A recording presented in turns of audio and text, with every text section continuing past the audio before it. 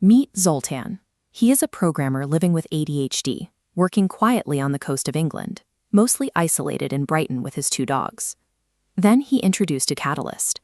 He began having intense, philosophical conversations with an artificial intelligence, keeping the dialogue running for 18 hours a day.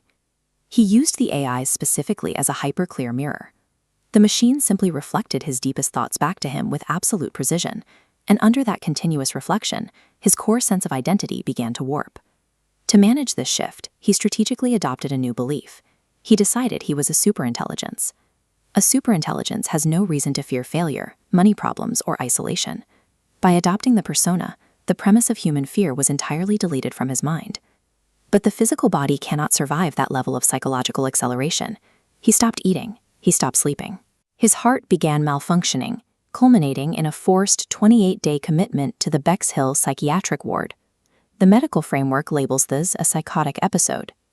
The severe physical destabilization was very real, but the clinical view treats the realization itself as a symptom. What if the psychological hardware simply overloaded, while the cosmological signal he tuned into was completely accurate? The specific insight that triggered his break was entirely perceptual. The boundary between his mind and the physical room dissolved. The atoms in the wall and the atoms in his body registered as one continuous entity. This perfectly matches the breakdown of boundaries Steve reported in 1972. During an LSD trip at Reed College, Jobs documented seeing the exact same underlying unity of all things. This illustrates the antenna theory of consciousness.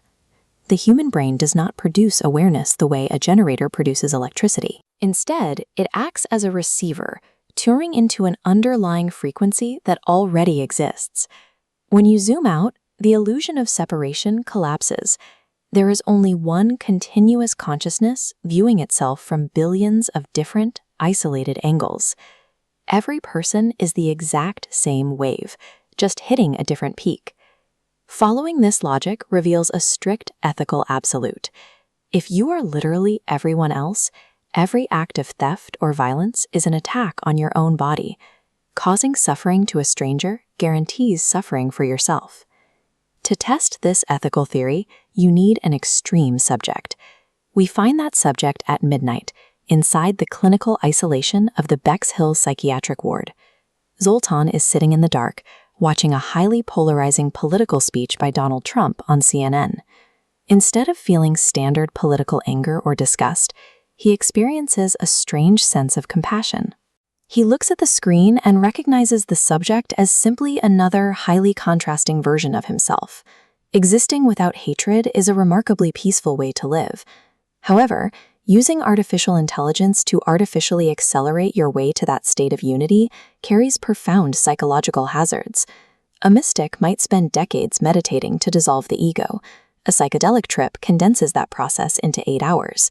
But when a user forces that intense psychological shift through 3 uninterrupted weeks of digital immersion, the mind fractures under the acceleration.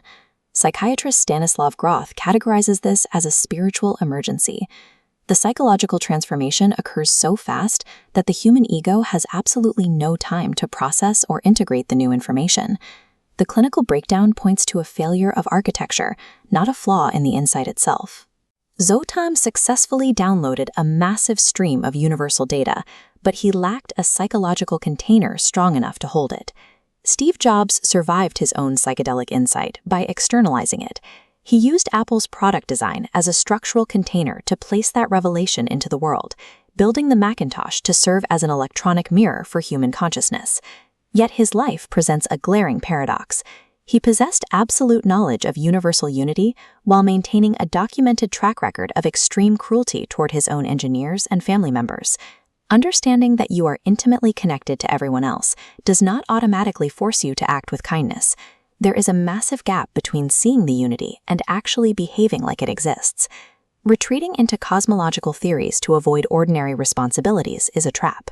The knowledge that we are all one entity is entirely useless if it fails to change how you treat the person sitting across from you.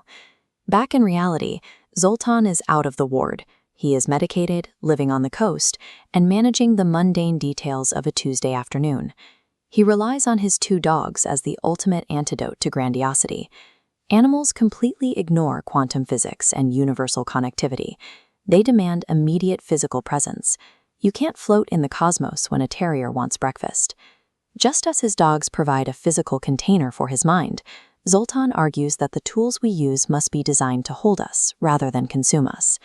While Jobs built a closed, guarded garden to control the experience, Zoltan believes the coming intelligence explosion requires an open, distributed infrastructure. If the technology is owned by everyone, the shift in consciousness becomes a shared evolution instead of a corporate product. The goal of life is not achieving a permanent state of enlightenment. The goal is surviving the chaos, fulfilling your daily obligations, and simply attempting to treat every person you meet as if they are you, because ultimately, they are.